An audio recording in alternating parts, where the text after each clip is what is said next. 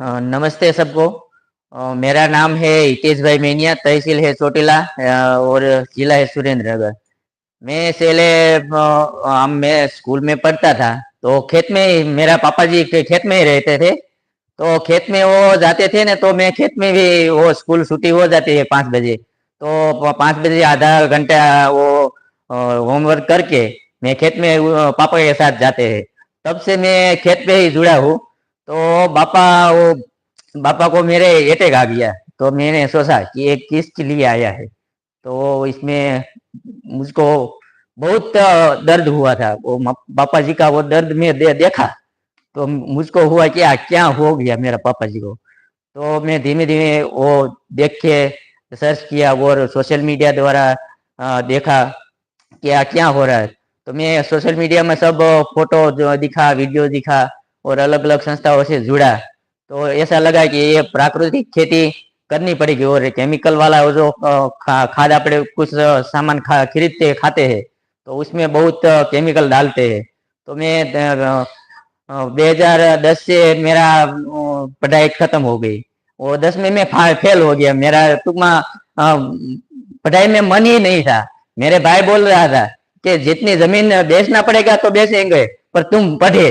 पर मुझको भी मन ही नहीं था, मुझका मन था खेत में ही, पापा के साथ ही। तो 2010 में मेरा मैं दो विषय में फेल हुआ, तो मैं पढ़ना बंद कर दिया। और बापू जी ने पिताजी ने बाद में मुझको मैरिज कर दिया, तो मैं खेत में जुड़ गया। और बाद में 2011 में जमीन सब तीनों भाई को बांट दी। तो मैंने 1 बरस केमिकल में किया, और बाद में मैं 2012-13 से धीरे धीरे पूरा नहीं किया, पर धीरे धीरे केमिकल छोड़ के बाद में प्राकृतिक खेती शुरू की थी।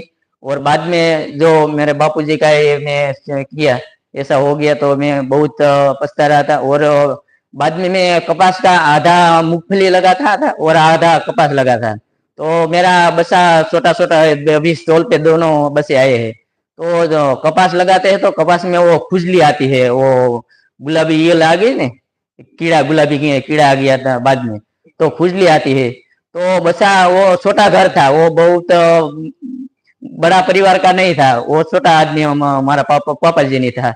तो वो कपास की वो गांसड़ी बोलते हैं ना, तो यहाँ रखते हो, तो बस वो उस कपास के पास घूम के चल जाते हैं, तो उसके खुजली उबल जाती है। तो यहाँ हमारे 3 किलोमीटर यहाँ गांव कमलापुर गांव है, यहाँ वो दवा डॉक्टर के पास जाते हैं। तो यहाँ 1 बरस में 2-3 बार तो बस कपास के पास चले जाते हैं। तो उसके खुजली ले तो दवा लेके जाते हैं। तो ये छोटा दवाखाना में वो डॉक्टर को दवाई भी काम करके बंद हो गई। तो यहाँ हमारे अगले अगले चोटीला के बीच में एक वो समडी वाला डॉक्टर है, तो उसके पास जाते हैं। तो मैं सोच रहा था, तो कपास के पास ही थोड़ा सा घूमने जाते हैं तो भी खुजली होती है, तो उसका तो कपास का वो सिंग तेल निकाल के भी लोग खाते हैं, तो वो कितना नुकसान होगा। तो धीरे धीरे मैं अलग अलग रिसर्च करके मैं प्राकृतिक खेती में जुड़ा।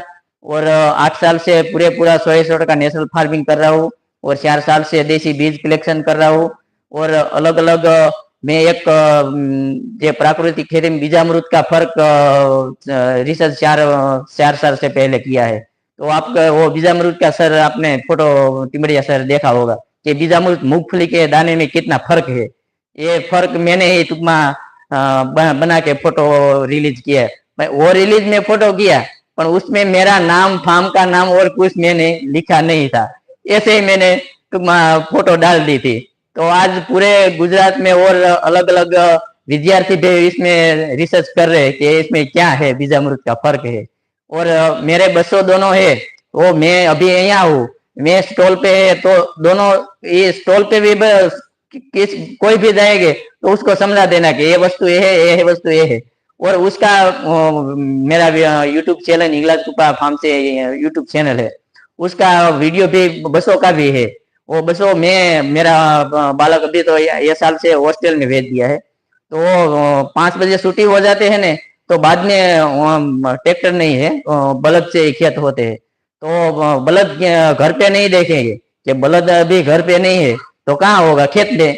पापा खेत में आते हैं, वो अंतर खेत करते होंगे, तो वो आते हैं और मुझको बताते हैं, पापा लाओ मैं ही का बलद चलाता हूँ। तो अभी मैं 1 घंटे तक कोई भी कई मेहमान आएंगे, वो कोई संस्था द्वारा आएंगे, तो वो आधा का घंटे खेत में भी खेत बलद निकालते हैं और मैं घर पे जाता हूँ। એટલે सब ये प्राकृतिक खेती पे जो जुड़े, और मेरा यही निवेदन है।